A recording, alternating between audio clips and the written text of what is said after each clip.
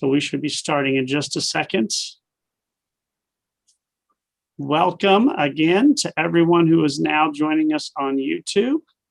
We're excited as always for our Wednesday unnamed class, which continues to be a lot of fun with really educated people. Always have 3 or 4 states involved. Today it's 3 states. And so we're going to go ahead and talk. We were talking about Yom HaShoah, the day of Holocaust Day, but since it's already, I was thinking that doesn't make sense. It's, it's already Yom Ha'atzmaut and Yom HaZikaron, Israel Independence Day and Israel Memorial Day, these 2 days, so we can talk about Holocaust and others. So I thought we'd talk about something really interesting, and that's positive stuff about Israel, like all the good stuff, because when you read the news, they tend to dwell on the issues, the territories, the neighbors, the politics. So that is always on the mind of everybody, seemingly. And if you open a newspaper or go online, that's always, those are always the issues they seem to be talking about. And so we'll talk a little bit about the founding of Israel and talk a little bit about all the incredible things that are going on there. Has everybody here had a chance to go to Israel? I think, okay, so almost all, except for hopefully Noel will get to go there. We're hoping to go not next summer, but the summer after, because the Federation is going next summer. So Israel is unique for many reasons. Of course, it was founded, the modern state, in the 20th century, but the origins of the modern state go to the 19th century. I think we all know about Theodor Herzl. And before even Theodor Herzl, though, there had been attempts in the 1880s to bring Jews to Israel to become farmers, sponsored by people like the Rothschild family. It was a disaster, to say the least, because all the Jews arriving had never been farmers, because they never been allowed to own land. So they got to the swampland and they failed miserably and ended up moving to the cities. The 1890s and 1900s, though, when Theodor Herzl founded what we would call modern Zionism, things changed quite a bit. The Jews moving there, mostly from Eastern Europe and Russia, now were better prepared with more modern technologies to adapt. And so they first drained the swamps, as we know. They planted the water-absorbing trees, which, of course, Israel recently has had some difficulty with. They then started to become landowners and then, of course, farmers. Then they started eventually to become the main defense force for their areas, which had been under attack at times. So this evolved all through the 20th century, of course, highlighted by the Balfour Declaration and during World War I by Lord Balfour, of course, giving them an opportunity for a future land in Israel. The Holocaust, the survivors helping to put pressure on the world. And of course, the greatest miracle of all, the UN vote, in which both America and the Soviet Union and all the Soviet satellites voted for the partition plan, which enabled Israel to declare its statehood. The miracles, though, continue because after declaring statehood, it was assumed by many that the country would be overrun by the 7 Arab countries invading it. But of course, Israel miraculously won the war and established the country. And through the years, of course, they've grown into an economic power. Before that, a military power, which, of course, was highlighted by the 6-Day War. They've created peace with some of their neighbors, including Jordan and, of course, Egypt. They have started the peace process, although it's bumpy right now with Saudi Arabia and other countries like Morocco. They've had peace, not official peace, but unofficial peace with countries like Turkey. So right now, Israel is in a very good place. There are, of course, issues. We talk about them. Neighbors, territories, the ultra-Orthodox who don't work in the country, and of course, most importantly, Iran are the big issues they face daily. But it is an amazing place to visit, as we all know. How many of us have been to Eilat and to the north and to the Golan? So we've been to up and down the country. Hopefully, Noel, you'll get to go one of these days. I highly recommend it. It's a really interesting place.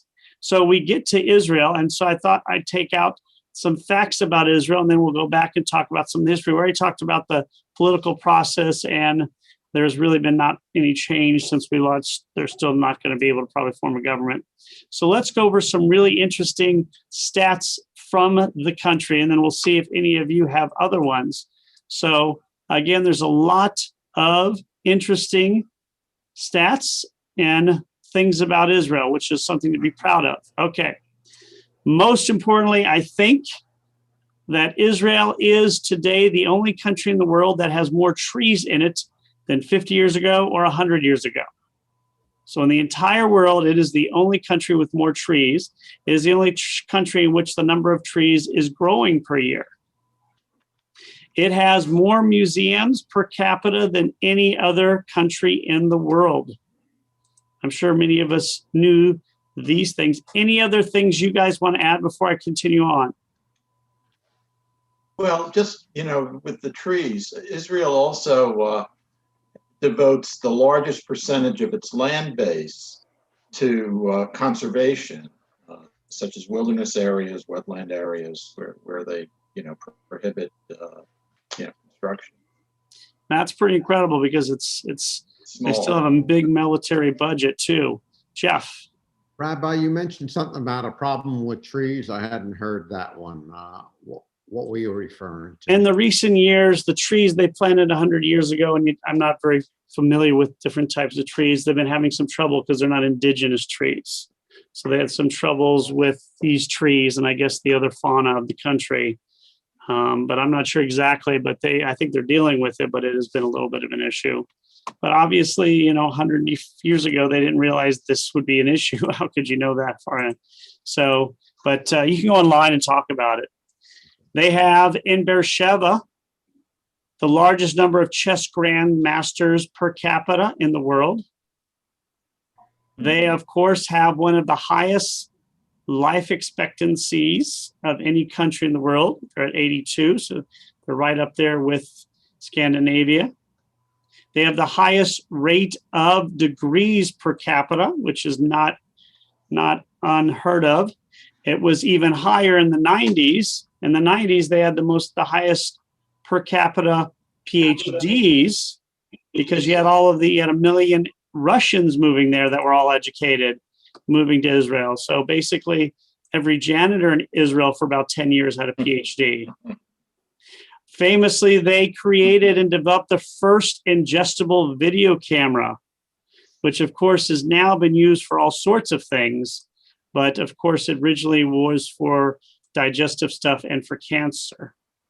It is one of the few countries in the world that doesn't have a constitution, which is a source of pride and indignation. So I think there's only 2 other countries in the world that don't have a constitution at all and never have had one. Israel does not have a constitution, which is really pretty funny if you think about it, because it is a democracy. It has the lowest place in the world, of course, the Dead Sea, and the lowest freshwater area in the world, the Sea of Galilee. Anyone want to guess how many pounds of hummus they eat every year? Or hummus, as they say in America. Per person or total? Total. I should have checked the per person one. It is over 1 million pounds of hummus every year. That is a lot of hummus. I love hummus. I do not love it as much as they do. They're one of only 9 countries that can send up anything into space, including satellites. Obviously, they are sort of unofficially one of the few countries to land on the moon because they had that mission last year, which, of course, at the very last second crashed. I mean, it was coming down, it looked great, and I don't remember, I didn't see the reason, and at the last second it crashed. But they still got it to the moon, so it's on the moon. It just wasn't a smooth landing, and that was pretty devastating, I think. Israelis consume more fruits and vegetables than anybody else per capita. That, I think, is something we have no trouble believing, is if you go to Israel and just see what they eat for breakfast. Noel and then Michael. That is the reason they are so healthy. The hummus and the fruits and vegetables. Probably Yes, very much so. That has got to be way up there. Michael, do you want to add something? Okay, so let's go through a few other things and we'll talk a little bit about what's going on in the modern world. Rabbi, Yes, I just recall one other really interesting one. It's one of the countries that has a much higher death rate than birth rate. yes, Almost more than twice as much, almost 3 times as much. yeah, in fact, Actually, it's a very unique to first world countries in that it does not have a super high percentage of baby boomers or people over 65. It is like 10% or less than 10%. So whereas in the Jewish world, especially in America, we of course have a very high rate of people over 65.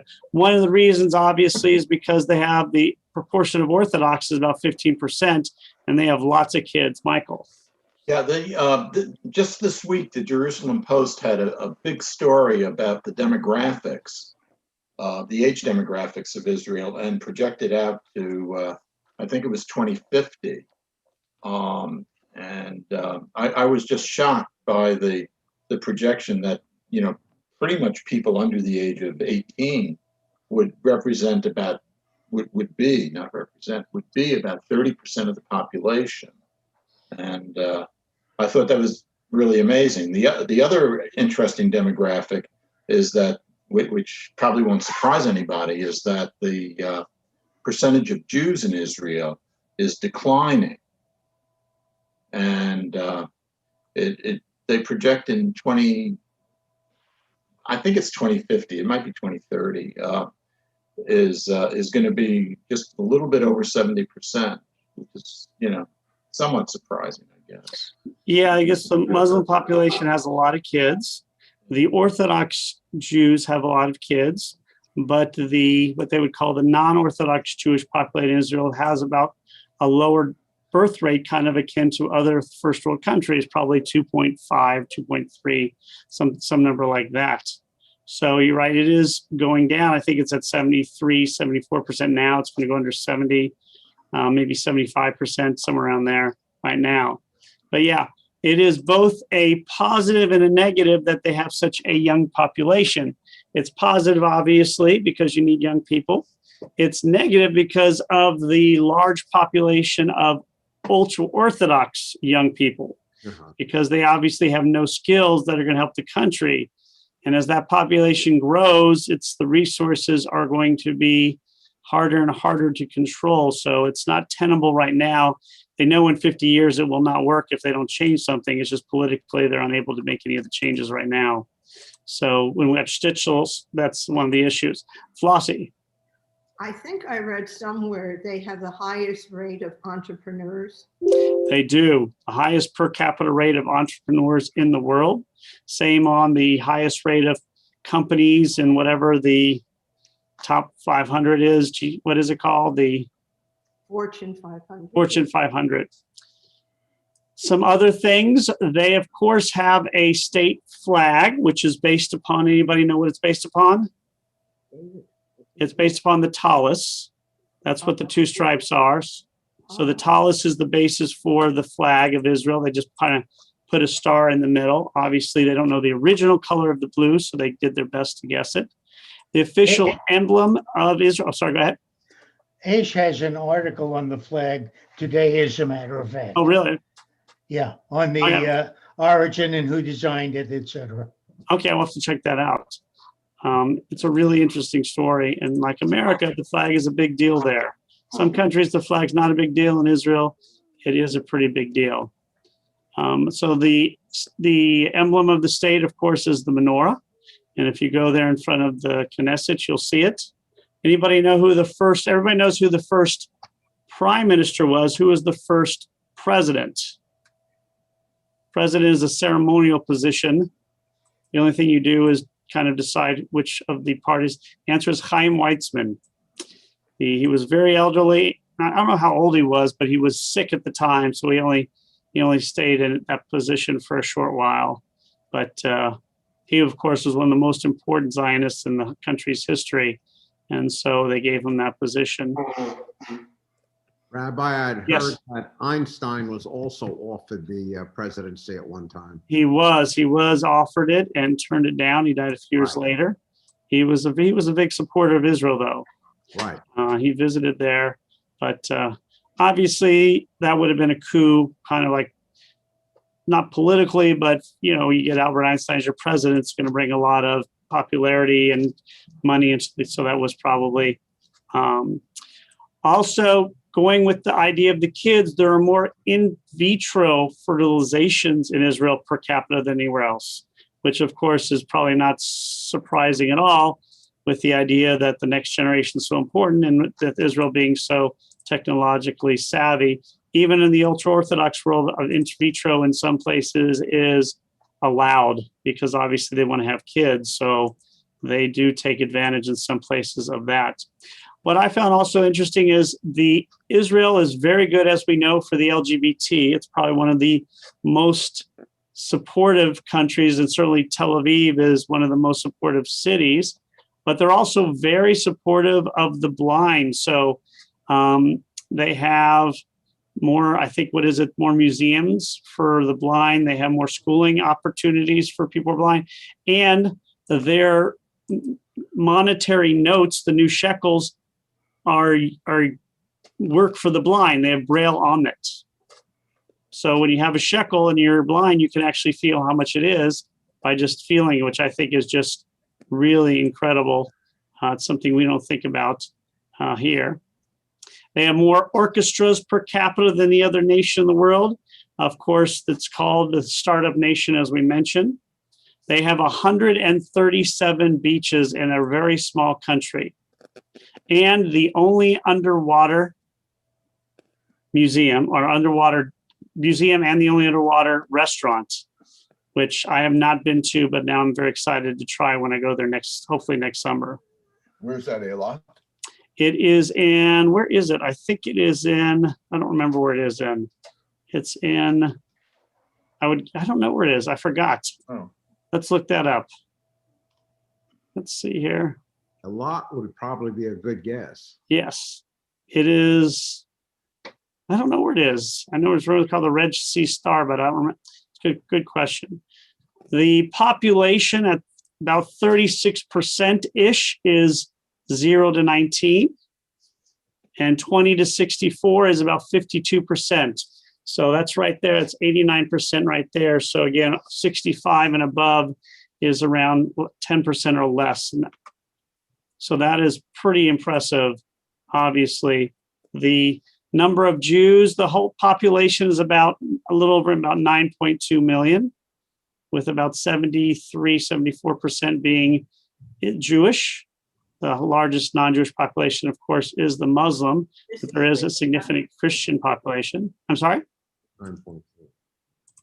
What'd you say, Flossie? I was asking Jeff, you said the population of Israel is 9.2 million. I said that's probably more, actually, I think it's about 9.3 million, yeah. And about 74% is Jewish, so just under 7 million.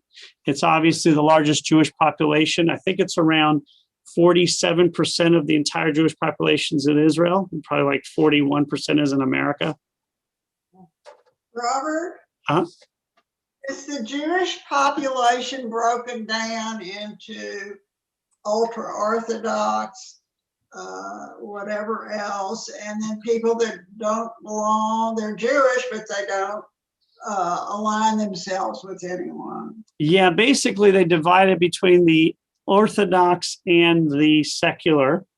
And I think about 13% is what you call Orthodox, counting 14% counting both modern and ultra-Orthodox. But that percentage, of course, is skyrocketing. So that'll be very much higher. It's about 2, and there's also the Arab population is growing too. There's about 2 million Arabs in Israel right now. So it's, I think, one of the largest Muslim populations that has the right to vote in the world. So that's pretty impressive. So by the end of, so let's go over a few other things before. there are more babies, as you mentioned, over 3-to-1 ratio of babies born compared to people who die in Israel, which is not exactly the opposite in America in the Jewish population, but it's, pretty getting closer and closer. Say that again. There were, It's about a 3-to-1 percentage, almost a 3-to-1, more than 3-to-1 of babies born versus people who die in Israel. So for every person who dies, there are 3 born. CIA fact book has that as just the reverse of that yeah, figure. that's what I was, According to CIA fact book, the birth rate is, no, I take that back. That's right. Birth rate is 17.5 per thousand. The death rate is 5 per thousand. Yeah, that's about right. Yeah, I got it. Yeah, that's right. That's what they okay, say. because originally somebody had said that the birth rate and death rate were the opposites. So I guess that's. Yeah. where I was- It may be in America. I don't have the stats in Oh, okay. America, but in It's- America, it's not that bad. It's not that high, but the difference, but it is probably, I guess, 2-to-1 in America. I said it. I might have just read it wrong. Okay, gotcha. Now, But, I'm looking at it now, Yeah, then it's And the 3-to-1 figures are- favor the birth rate. Yeah, slightly over 3-to-1. okay. what is really incredible, and I'm using this quote in my sermon for Wednesday, is that the great British historian Arnold Toynbee called the people of Israel a fossil of history in 1947 after the Holocaust, saying that's a nation which has ceased to be viable. The ossified remains could only illuminate a past history, but nothing beyond. And so this is what the declaration was in 1947, which obviously has not been the case, even though our numbers have not spiked as high as other nations after World War II because so many people were killed. We are not fading away. So that has been a wonderful thing. One of the ironies, though, of the creation of Zionism and the state of Israel comes from Herzl himself in Dear Judastant, the Jewish state. He felt that a Jewish country would signal the disappearance of anti-Semitism. Jews would now have their own country, be like others, and anti-Semitism would dissipate because of it, which of course has not been the case. In fact, right now it's the opposite, is pro-Israel is being used as the new anti-Semitism. So in some ways, he was right on. He basically predicted to the year that 1948 would be the year there would be a Jewish state, which is remarkable, obviously, because he died, 45 years earlier. So there is, by Larry, there is a really interesting kind of a irony there. There have been 3.3 million people who have immigrated to Israel. Almost 50% of that number has come since 1990. And we all know that's because of the Russian, the Soviet immigration. So since 1990, there's been about 1.6 million people who have immigrated to Israel, which is a really impressive number considering. In 1948, when the country of Israel was founded, only 6% of the Jews lived in Israel. Think about that. 6% in 1948. And now it's hovering around 47%. And it's going to be growing 50%. So think about that. Israel has gone from having only 6% of the Jewish population to almost 50%. That is a huge change. By 2048, when Israel turns 100, they estimate there will be 15.2 million people in Israel. Yes, Jeff.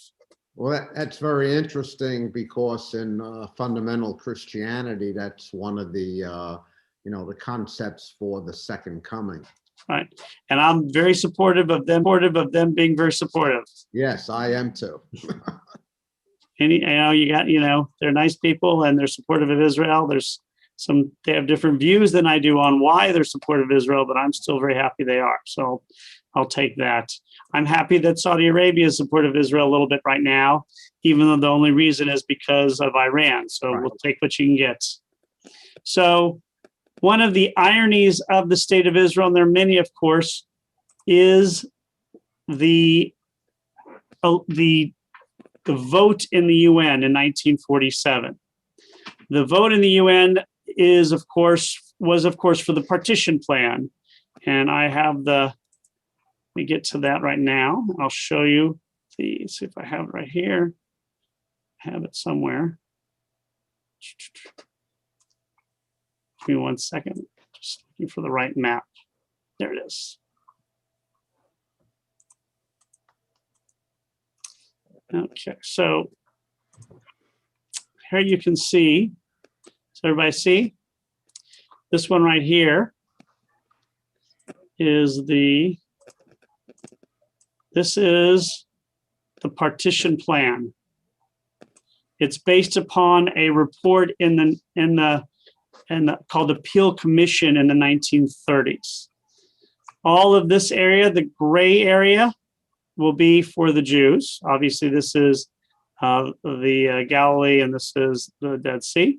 All the gray areas for the Muslims, all the dark areas for the Jews. It does look like the Jews get a bigger area, except we know what? It's all desert. This And it is does- all desert. Not that And part. it doesn't include Jerusalem. Right. This is all Any part of desert. Right. So not Gaza is not actually desert, wasn't, but so almost all of Israel's land base. Plus, does anybody know why they're given this area here? And this area here. This area is part of the petition plan because that's a large portion of what Israel bought from Turkey. So Israel actually bought that area from Turkey, and that's why. So I'm going to go to this. So you can see here, does everybody see? This is the land bought. So then you see this area right here? That's the land bought by the Jews and this area. And that's kind of the basis of the area given to them in the partition plan. As you can see, when we go right here, see it's the similar. Where'd that map go? Oops, skip the map. There it is. You see how they're similar? Mhm. So that is why Israel was given that amount. Now, as you can see, the actual area of Israel is larger than what was given them in the UN partition plan. Why is that? They ended up with this amount right here. The reason they ended up with more is because they won the war. War. They won it, yeah. They won the war, and they ended up with pretty much the same area, just a little bit bigger. Obviously, they got more of this area right in here. So this area right here is larger, and this area here is a little bit larger. So this- Rabbi, uh-huh. what is frightening though is what happens if they lost the war. Yeah, if they had lost the war, they would have all, who knows? There was nowhere to go. Right. They would have probably had to flee back to Europe or something. So what's also interesting is that most of the Jewish population lives here, even though Ben-Gurion really wanted to move all the Jews to the south, which is good and bad because obviously, so there are Jews living in the south, but by far the majority is living in this area between Jerusalem and Tel Aviv. So if you go to Israel, you'll be able to, you can actually tell the difference now. Obviously, this changed during the 6-Day War, because during the 6-Day War,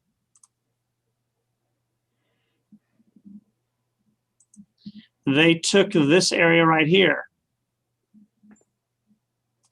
So during the 6-Day War, when what was traditional was after a war, Israel would give back anything that had taken. This is probably a better map right here. But after the 6-Day War, when the UN said you have to give back all the land that you've taken, Israel said, no, we're not doing it this time. So what they did take during the war was this,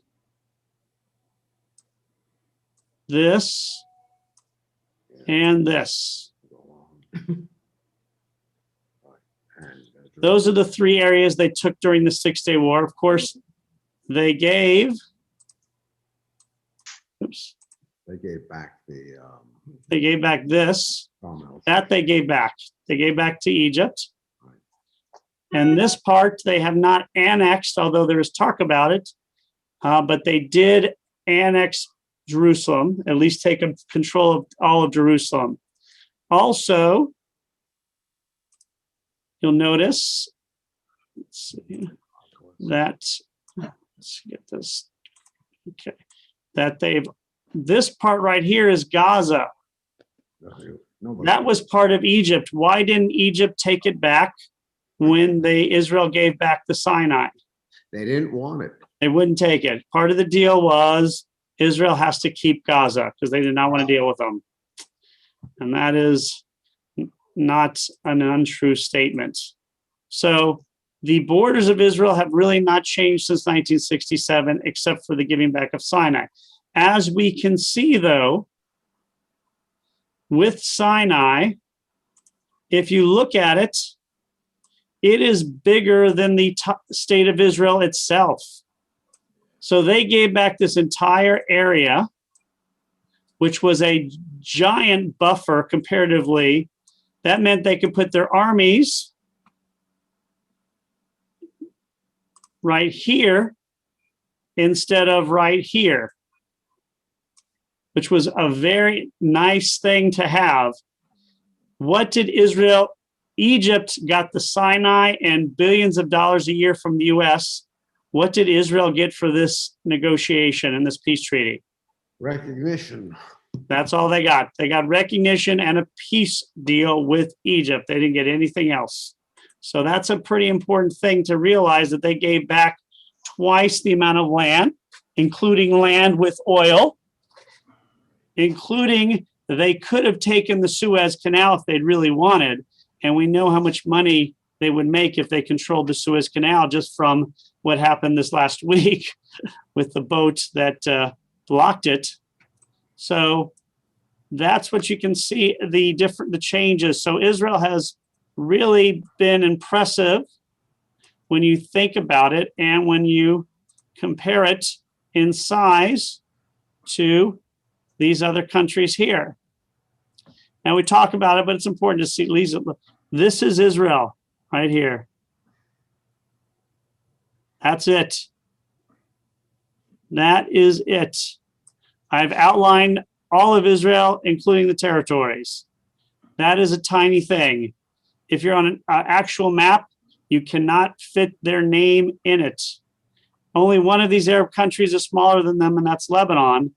But as you can see, the populations and the size, and this doesn't even count Iran, which is huge, that Israel is very tiny.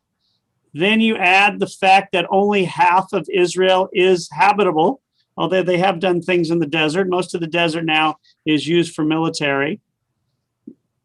But that you can see is a very big difference in size. It is more incredible than you can imagine.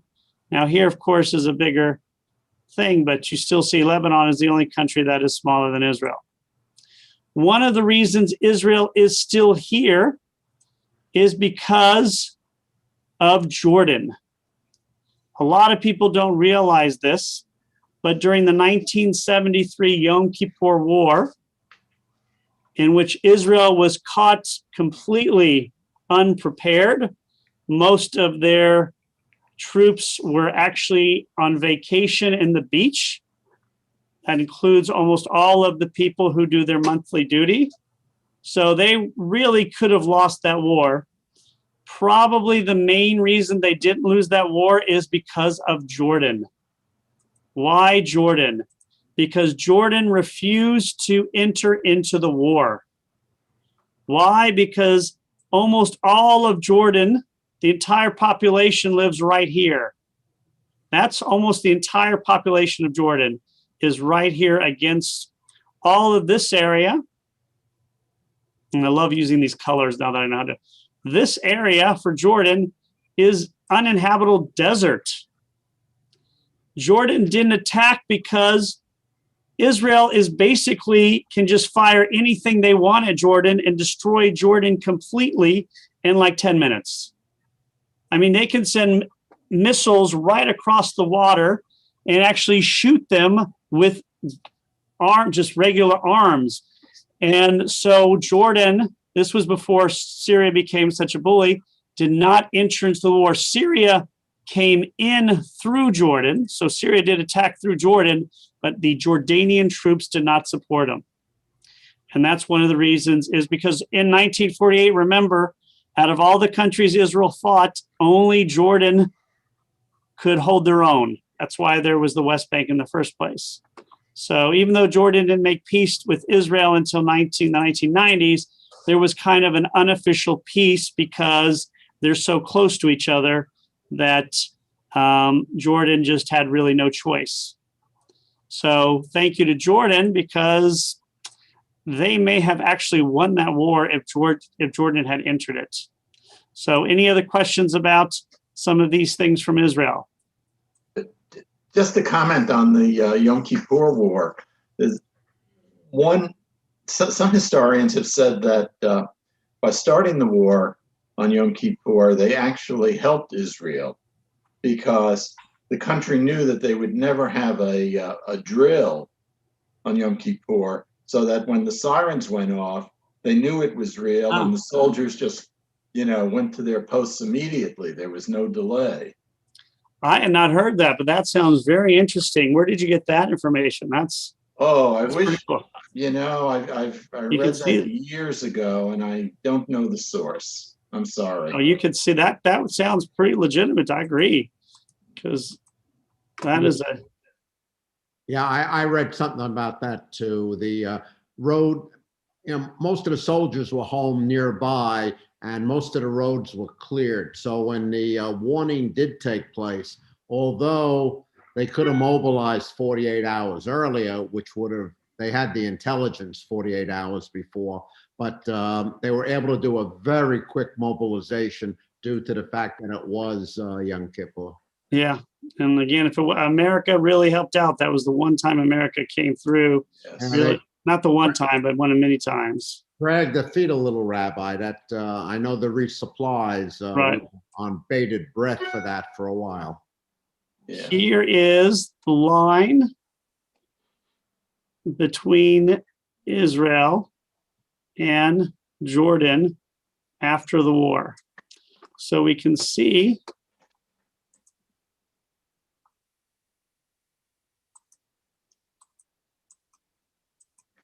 actually, unfortunately, let me redo that. So you can see as we get closer,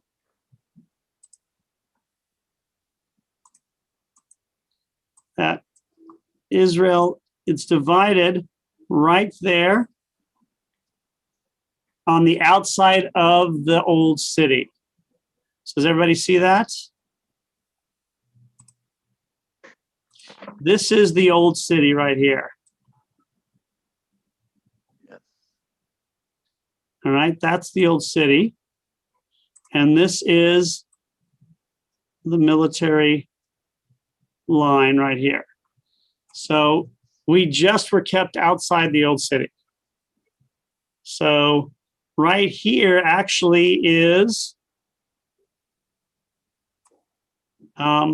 it's right there. Yeah, right there is the King David. And on the same street is Hebrew Union College, where I went to school.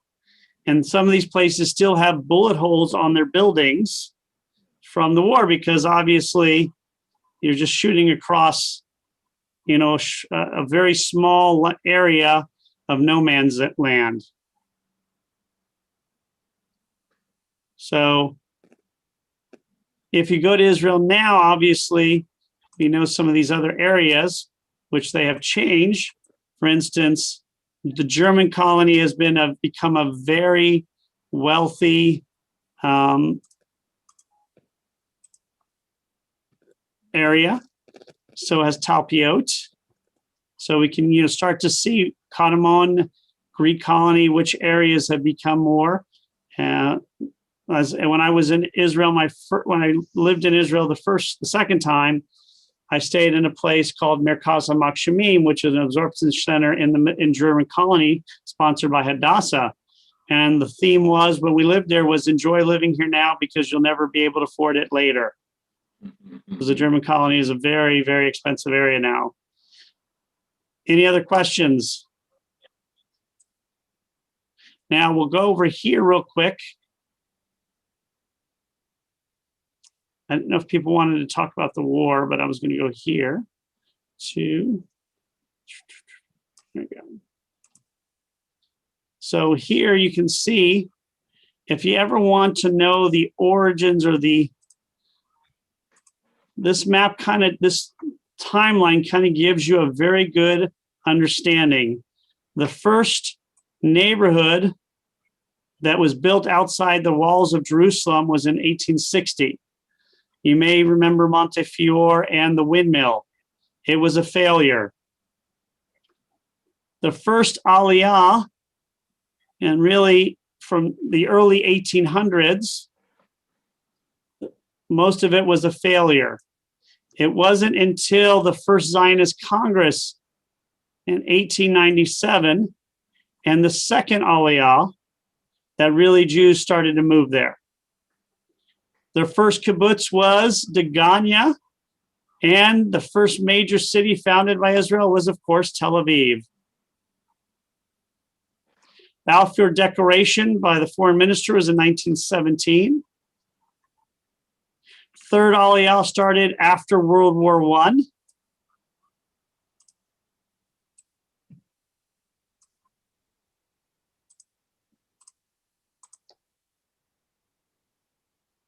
Oops.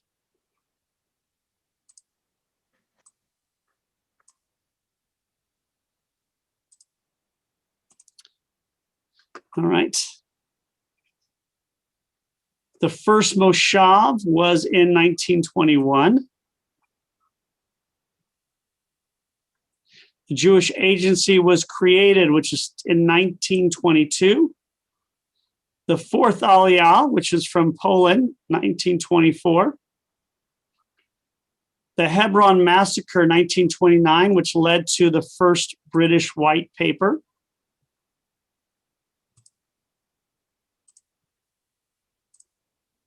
I'll go a few more dates.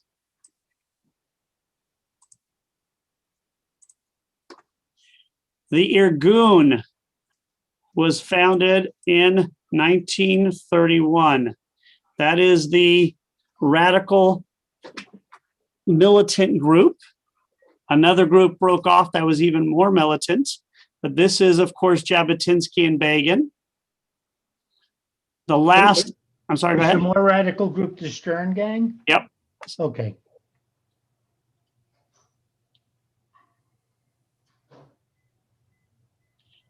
The fifth Aliyah is the Jews who are leaving Germany before World War II. The last Aliyah, movement to Israel, is called the illegal Aliyah. That is after World War II ends.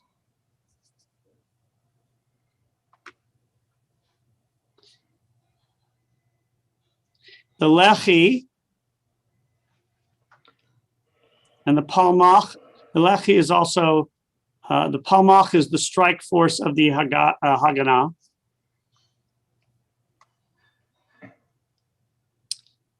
And of course, the vote is in 1947, November 7th, I think, right? November 7th or November 14th.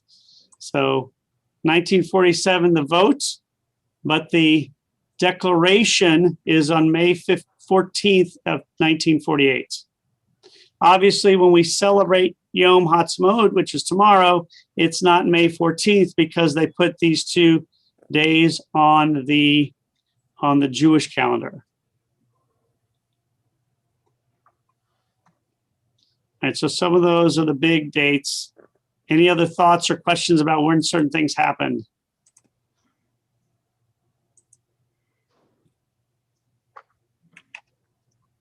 All right, so those are just some interesting things. And also the Lehi is the Stern Gang, by the way. So it doesn't say Stern Gang, but it's Lehi. So it's just a break off from the Irgun. So any other questions about Israel? Flossie. And you're still on mute. Wait a minute, Perfect. I'm on now? Okay. Okay, all right. Israel was founded a Jewish state and that Jews could practice their Judaism. And yet, would you say Israel is mainly secular today?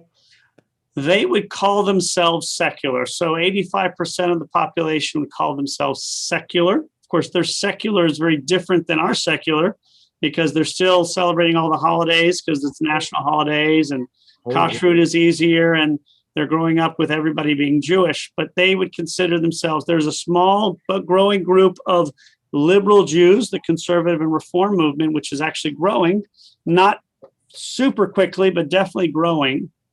But most would say secular, at least that's what they call themselves. But some of them, even the secular, will go to services once in a while.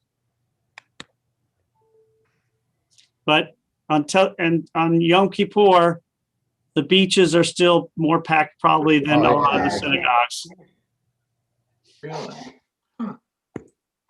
That's just kind of how it is. Now, I'll go back to some other interesting things and then we'll finish up. From 1948 until 1977, that is 29 years, one party was in power. Labor. That was Labor. It was not till 1977 that the Likud party ended 29 or 30 years of Labor rule. Obviously, that was Menachem Begin. Several reasons led to this. The Yom Kippur was one of them. And then the Labor prime minister, Yitzhak Rabin, was caught doing something illegal. And that was having a bank account. His wife had a bank account in America, which was not allowed at that time. And so he stepped down. Since that time, of course, Likud has been in charge much more often than Labor and has been continually in charge since, what's on this map, since Netanyahu became prime minister for the second time. Because remember, he was prime minister for a short time in the 90s, and then he's now been prime minister for longer than anybody else, even David Ben-Gurion. So that's been since 2010, I think. Is that right? 2010, I think when he was second time prime minister. 2009. So he's been prime minister for now 12 years straight, basically. Although he's been unofficial prime minister because nobody. So, all right. And that was just a little bit about Israel. Wanted to bring some positives to the plate. Today, of course, is Yom HaZikaron, in which Israel has what they call Israeli Memorial Day, except it is much more venerated than probably our Memorial Day, because their Memorial Day is more for going to high schools and honoring those who died, because everybody knows somebody who died in Israel when they served the military. And then what they do tonight, of course, is very strange. Actually, what they're probably doing in just a few hours is soon as sundown, they light off the fireworks, and it's Israel Independence Day. So today, of course, they have the silent minute where the whole country stops for a minute. And then tonight will be super party time, kind of like July 4th. Yeah. They'll have a laser light show in Jerusalem. No. Yes, I don't know if I'm the only one that has an interest in the Spanish Inquisition, but I have had students who came from there, students who grew up in Cuba, so many in Mexico, personal friends. So I have a different perspective, and I've read everything I could, and I'm just fascinated. I mean, the first student I had years ago at Bel Air High School was a blonde-headed Jewish girl from Cuba, and I didn't know much about any of that. And I thought, I don't understand this. And that, made me more curious, and I started reading, and now I have all my students are Mexican Jews. I have friends that are Mexican Jews. That may just be me. Maybe nobody else is interested in that. But I think Spanish Inquisition is a very important topic because a very large percentage of people who were in Spain were Jewish. It was a very high percentage, the highest of the largest Jewish community of any time until the Jews of the Pale Settlement. So a lot of Jews did stay there and pretend to be non-Jews. A lot of them moved to the Holland or to the Ottoman Empire. What's interesting about the Mexican Jewish population is they're not most, I don't know if a lot of them are not Sephardic. It probably, I would guess, the majority, because a lot of people who came to Mexico immigrated at the same time they immigrated to America. It was a lot of the Eastern Europeans from 1881 to 1924. And then the years afterwards, if you couldn't get into America, you went to Mexico. Some of them got to Mexico thinking it was America. And so they just became a very tight-knit population, obviously because Mexico went in a different direction politically than America. They had to be a little bit more protected and insulated. And so, for instance, the biggest city, Mexico City, has a nice sized Jewish population. I don't know, maybe it's probably 15, 20,000 maybe, but they're very connected and stay together because obviously there's a tradition in Mexico of kidnapping for money, not just Jews, but anybody. And so you have to be very wary of that. And it's not as safe as America. Jeff. Right. Yes, I had a friend in Mexico. His grandfather was sold a ticket to the New World, and he thought he was coming to America. He was, but he landed in the middle of the Mexican Revolution. Became a street peddler, lives in Mexico City, became the largest wholesaler of jewelry in Mexico, but had to retire at 47. Kidnapping was the big thing. They lived behind stone walls, barbed wire, with armed guards, and he finally said, that's enough. He retired. And he was living very well in Acapulco when I met him.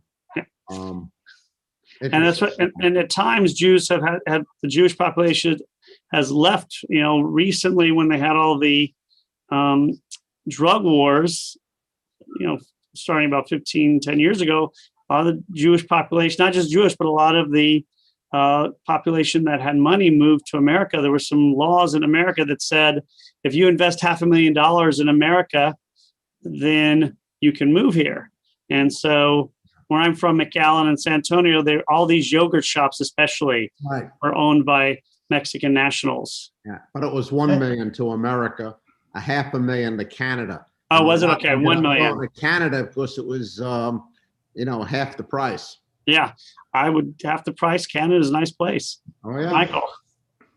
I've held this question for about an hour. My educational background is as a political scientist, and your first comment about Israel not having a constitution, one of few countries, a written constitution, and England is one of the other countries that doesn't, and yet they talk about their constitution because it's based on norms and history And the question relating to Israel is, has the political environment or the government, attached itself in 80 years, 75 years to norms, so that, the lack of a written constitution is not really important.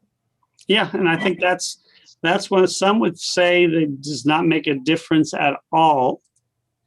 And you're much more, excuse me, you're much more knowledgeable about this. So, and others say it is important. So I guess it, for us in America, everything's based on the Constitution, but we also know that that can also just be meaningless words. Yeah, but it's not. But in England, it's not. Even though it's not written. I mean, your freedom of speech is limited when it comes to the royal family. Yeah, and they have like an unwritten constitution, right? Right, and that's what Israel has. Yeah. England But I'm has much more knowledgeable about England than Israel. But England has 900 years of common law.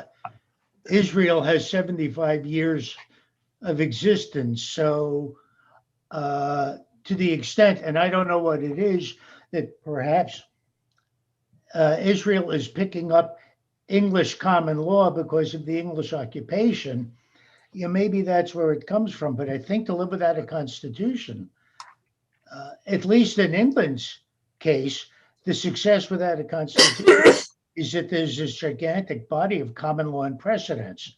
France, for example, could not live without a constitution because France does not follow any common law. Every case, every incident is de novo going back to what's written. Yeah, no, that's absolutely right. I mean, yeah. But that was really the essence of my question. I mean, is the tradition or as it grows, have they developed a common law? Excuse me. They definitely have. Does the not having a constitution make a huge difference in the end? I am not capable of answering that question. I mean, the other countries are, of course, Canada, England, I think Saudi Arabia, and maybe all former British territories. By the way. Yeah, New Zealand. Yeah, were formerly controlled by England. But some say it makes a huge difference. But with the political issues now, it's like in America, they could not write a constitution today. Parties are too far apart. Stuart. Yeah, I just wanted to make the comment. I find Noel's question really, really interesting, and I would love for us to do something on Jews in the Americas, because I think we end up with a misconception that because most of the Americas are Spanish speaking, we make the assumption that the Jews there are Sephardic. So I would really like to That's a good point. To learn more about where the Jews in the Americas came from, what their backgrounds really are, et cetera. What you're talking about? I don't know much about it. North and South. I think that's very interesting. North and South, but particularly, I'm particularly interested in South. Those who are perhaps mistakenly taken as Sephardic because of language rather than. Well, if that's the case, I'm not even sure that that's the case. It is, and I'm happy. Why don't we do something on the Spanish Inquisition, a little bit of Spanish Inquisition, and then go into Jews in the Americas and show the difference between them. That'd be great. I'd love that. Because obviously, a lot of the early population to America was Sephardic. So, and then later on, of course, that changed. So we'll do Spanish Inquisition next week. And then we'll either do it again or we'll do Jews, and then we'll do Jews in America afterwards. Particularly of interest. I just tracked down, yeah. Go ahead, Stuart. I was just going to say, particularly go on. I just tracked down one of my Mexican Jewish students whose family immigrated to Mexico. And she was my student here. I think I mentioned this. Her mother used to bring over round matzahs. And the bakery in Mexico City, her grandmother died, but her uncle is still running the same bakery that they've had for years. And I finally found her. I've been looking forever. I was so close to those kids and I just love them. And they've taught me so much about, I mean, they don't know directly, but stories have come down from their generations of what happened. And I was just amazed, especially with the ultra Orthodox. It's just amazes me that they had rabbis who had to check you every month to see if you were fertile to have another kid. I just had never heard of anything so preposterous. Of course, we're Reformed. Yeah, did you know that? Well, again, it has to do with the ritual bath that every month a woman was supposed to get purified. And still today, a lot to do. It has more to do with you're becoming an unpurified state. You're considered impure until you have the ritual bath. So that's why they do it. But it's a different world. And they're still very popular today in the Orthodox communities. And as for the round matzah, I think round matzah was generally the kind of matzah almost everybody used. I don't think the square matzah was popular until probably the industrialization of matzah in the 20th and 19th century. It just seems so much easier to have a square one in a box. And I imagine that's why, because it was, I think, mostly circular. It's exactly right. Yeah, Manischewitz actually invented it. What was it, Manischewitz? Yeah, I would They assume that, invented it for that purpose. That was Mother used to bake because they were from the bakery people in Mexico City, and her mother used to bake round matzahs for me and bring them to my house. So I've had such a personal experience, and then I'm trying to figure out where all these Mexican Jews came from. We'll go over that next 2 weeks. And I think it's a great question because there's a significant population. But again, we talk about America and Israel mostly when we come to the population of Jews because, we're talking, I'm guessing 87% of all Jews live in America or Israel, and that number is just rising. It's going to be 90 in a few years. That's because, that's just how the side effect of America and Israel was the end of world Jewry. And who knows, what's going to happen in the future because the Jewish population in Israel is skyrocketing in terms of the Jewish world, whereas in the rest of the Jewish world, we're barely breaking even if we're lucky, because Jews live in the first world and almost everybody who lives in the first world has 2.3 kids, and you need 3 kids to increase. I have not done my job. I had 2 kids. That's enough. I was supposed to have 3. If I'd started earlier, I would have 3 to increase the Jew. But I will say my wife converted to Judaism. So that means I brought in 3. So that means I've done it. I've done my job. That's true. Check. All right. So that's okay. So I'm going to heaven. All right. Good for me. Anybody else have any thoughts? I hope everyone has a wonderful day. All our best on Yom HaZikaron. All our best, of course, tonight for Yom Ha'atzmaut. And I hope everybody continues to be safe and sound. It's such a pleasure I know it's great. We have we have a crowd of 6 to 8 to 10, but then a lot of people look at this afterwards, which is nice, but it's nice to study with you guys every week. Rabbi, what do you Yes, think? I love it. Tonight? Could you say that one more time, Flossie? What are they doing for Yom Ha'atzmaut tonight? That is interesting. We are not doing anything. The Federation usually did a Yom Ha'atzmaut program. It is not being done this year. They forgot. We had talked about doing something with AA this year, but it just didn't get planned. But next year we'll do. If the Federation doesn't do it next year, we'll do it with AA. Generally the rule is we do not do anything for Yom HaShoah or Yom Zikaron, Yom Ha'atzmaut, because it was a community thing. However, the Federation's not done it the last 2 years, so if they don't do it next year, we'll do something. But with the pandemic, we just, there's so many options. Nothing, we're not doing it. I'm ashamed to say that because I'm a diehard Zionist, but next year we will. I'll figure, we're going to blame Tim for this. He's leaving. Let's blame him. Oh. Don't, don't, Rabbi, did the that chef, hurt. did the chef get off all right? Yeah, he's doing well. If you go on his Facebook page, he's all around New Mexico and Texas now. So he's doing great. I still got to send him his gift from the congregation. So hopefully I'll send it to him. We had money coming in after he left, so we're going to send it to him. Boy, we're missing a lot of our main You better characters. be staying. Check your 6 o'clock. I know. And it's hard for us too, because we're not going to rehire somebody to replace Brian as a full, he was not full-time, but I think he was 25 hours a week because he did so many things for us. But obviously we don't need that many things, and we'll save a little money until we can find the right person. And the same thing with Tim. We're not, the decision has been made. We're not hiring anybody until we find somebody we really want. Like, we're not just hiring the position. So we'll wait until we find a unique person who can do it. Rabbi Michael Schwartz is a very good cook and baker. Are you, Michael? That if you're looking for a position, we're looking for somebody to help out Friday nights, just let us know. And then once we come back together, hopefully in this fall, we'll start having lunches together again. Well, my daughter would be a better candidate. Okay. She used to prepare Shabbat meals for 60 kids. Oh, that'd be in perfect. college, yeah.